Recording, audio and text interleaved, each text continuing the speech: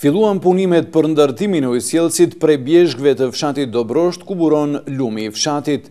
Deri tek rezervuari ka një gjatësi prej 1,5 kilometër, ku do të bëhet trasimi i rrugës dhe vendosja e gypave.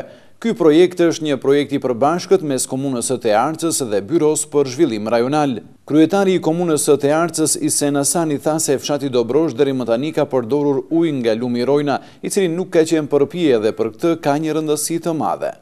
Një problem vital për një periudhë 40 vjeçare, 4 dekade i pas zgjedhur, erdhi koha, momenti, falë Zotit, që një herë dhe përgjithmonë përfundimisht kjo çështje të zgjidhet. Bëhet fjalë për ujë të pijes, që ky fshat deri më tani ujë që ka shfrytzuar për pije ka qenë i ndaluar në bazë të analizave që janë bërë, për arsye se ky fshat a furnizuar drejt për drejti me ujë të pijes nga lumi Rojna i këtij fshati.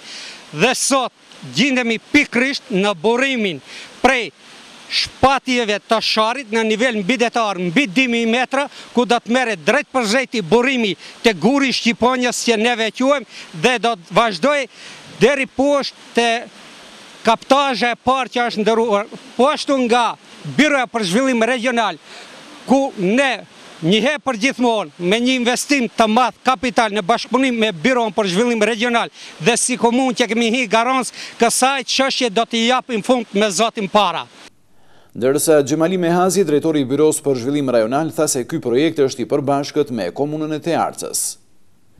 Sot jemi domethënë në përurimin e fillimit të punimeve të ujësjellësit në fshatin Dobrosht, i cili projekt e realizon komuna e Tearcës në bashkëpunim gjithësisht me përkraje financiare të Byros për Zhvillim Regional. Ky projekt do të zgjasë 90 ditë, domethënë, nëse mban koha e mirë dhe kushtet klimatike ndikojnë që të krijet, domethënë këtë vit mendoj se do krijet ky projekt.